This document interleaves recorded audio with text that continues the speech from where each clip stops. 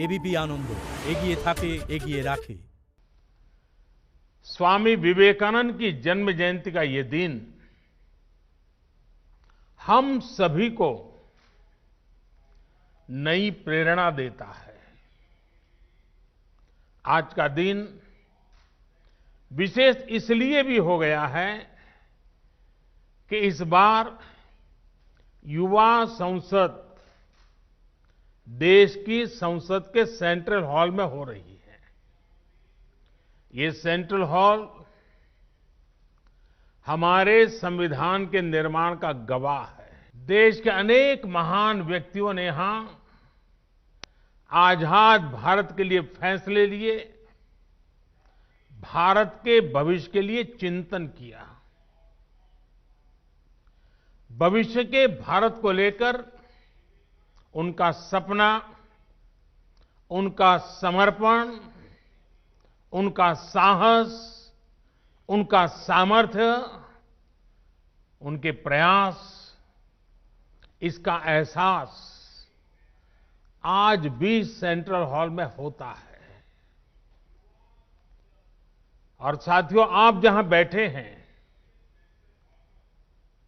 उसी सीट पर जब संविधान की निर्माण प्रक्रिया चली थी, इस देश के किसी न किसी गणमान्य महापुरुष वहां बैठे होंगे।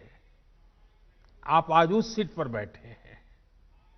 मन में कल्पना कीजिए कि जिस जगह पे देश के वो महापुरुष बैठे थे, आज वहां आप बैठे हैं। देश को आपसे कितनी अपेक्षाएं हैं। मुझे विश्वास है ये अनुभव इस समय सेंट्रल हॉल में बैठे सभी युवा साथियों को भी हो रहा होगा। आप सभी ने जो यहां संवाद किया, मंथन किया, वो भी बहुत महत्वपूर्ण है।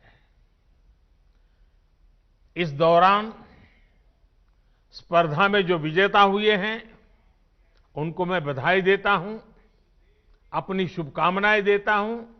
और यहां जब मैं आपको सुन रहा था तो मुझे विचार आया और इसलिए मैंने मनोमन तय किया है कि आपके जो भाषण है उसको मैं आज मेरे ट्विटर हैंडल पर से ट्वीट करूंगा।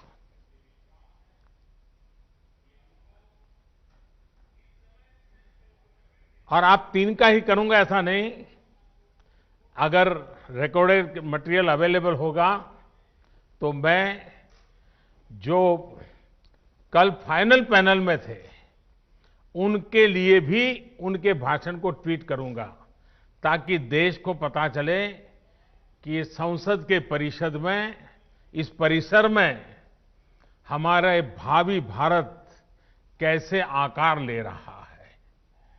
तो मेरे लिए ये बहुत गर्व की बात होगी कि मैं आज आपके भाषण को ट्वीट करूंगा। साथियों, स्वामी जी ने जो देश और समाज को दिया है वो समय और स्थान से परे हर पीढ़ी को प्रेरित करने वाला है, रास्ता दिखाने वाला है। आप देखते होंगे कि भारत का शायद ही ऐसा कोई गांव हो, कोई शहर हो, कोई व्यक्ति हो जो स्वामी जी से खुद को जुड़ा महसूस न करता हो, उससे प्रेरित न होता हो। स्वामी जी की प्रेरणा ने आजादी की लड़ाई को भी नई ऊर्जा दी थी।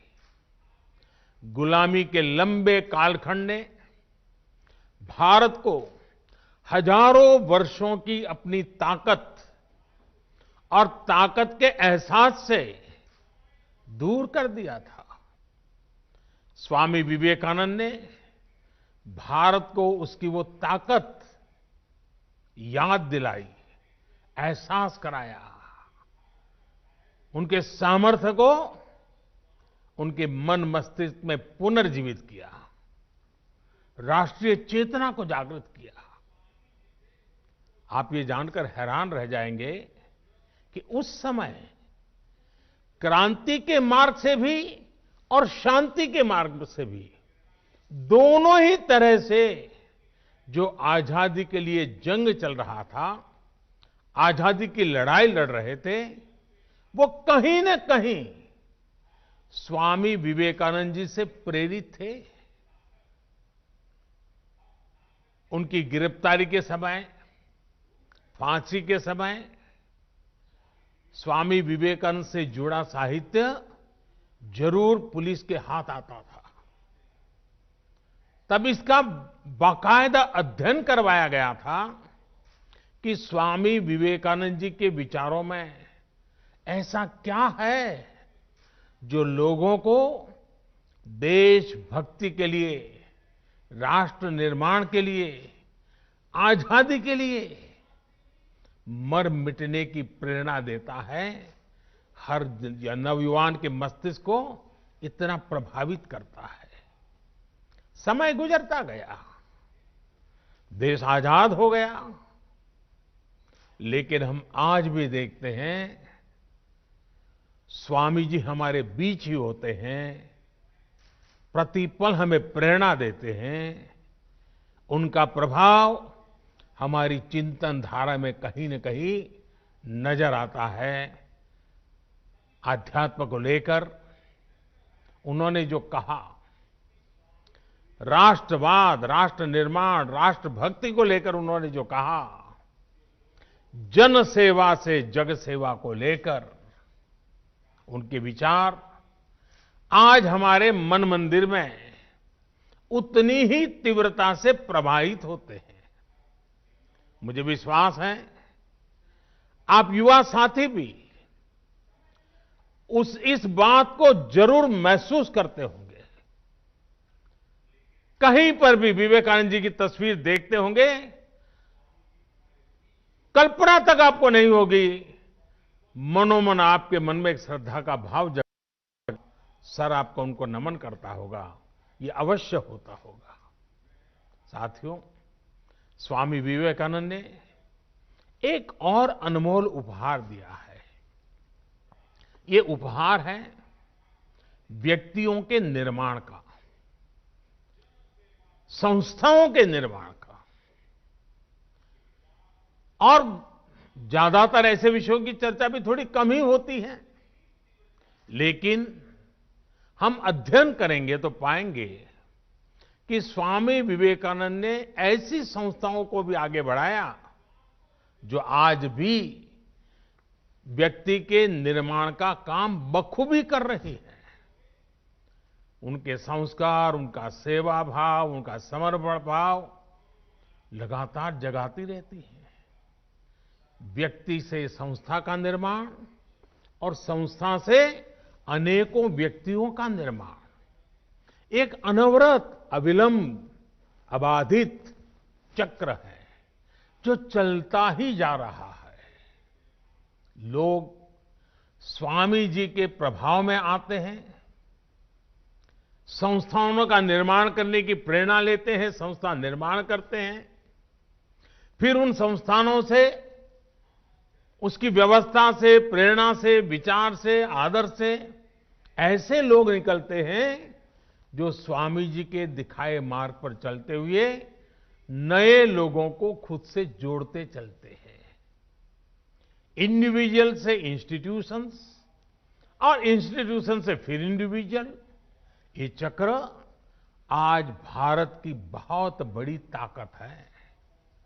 आप लोग एंटरप्रेन्योरशिप के बारे में बहुत सुनते हैं,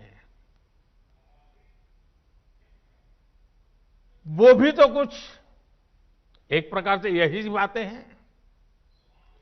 एक ब्रिलियंट इंडिविजुअल एक शानदार कंपनी बनाता है, बाद में उस कंपनी में जो इकोसिस्टम बनता है उसकी वजह से वहां अनेकों ब्रिलियंट इंडिविजुअल्स बनते हैं।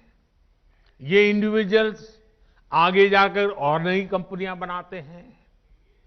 इंडिविजुअल्स और इंस्टीट्यूशन का ये चक्र देश और समाज के हर क्षेत्र, हर स्तर के लिए उतना ही महत्वपूर्ण है।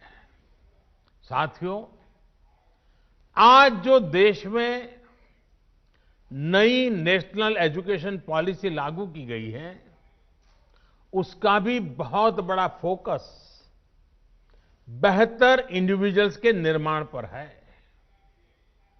व्यक्ति निर्माण से राष्ट्र निर्माण। ये पॉलिसी युवाओं की इच्छा, युवाओं के कौशल, युवाओं की समझ, युवाओं के फैसले को सर्वोच्च प्राथमिकता देती है। अब चाहे जो सब्जेक्ट चुनिए, चाहे जो कॉम्बिनेशन चुनिए, चाहे जो स्ट्रीम चुनिए, एक कोर्स को ब्रेक देकर आप दूसरा कोर्स शुरू करना चाहें तो आप वो भी कर सकते हैं। अब ये नहीं होगा कि पहले वाले कोर्स के लिए आपने जो मेहनत की थी वो बेकार हो जाएगी। आपको उतनी पढ़ाई का भी सर्टिफिकेट मिल जाएगा जो आगे ले जाएगा। साथियों, आज देश में एक ऐसा इकोसिस्टम विकसित किया जा रहा है जिसकी तलाश में अक्सर हमारे युवा विदेशों का रुख करते थे। वहां की आधुनिक शिक्षा, बेहतर एंटरप्राइज अपॉर्चुनिटीज, टैलेंट को पहचानने वाली, सम्मान देने की वाली व्यवस्था उन्हें स्वाभाविक रूप से आकर्षित करती थी। अब देश में ही ऐसी व्यवस्था हमारे युवा साथियों को मिले, इसके लिए हम प्रतिबद्ध भी हैं, हम प्रयासरत भी हैं।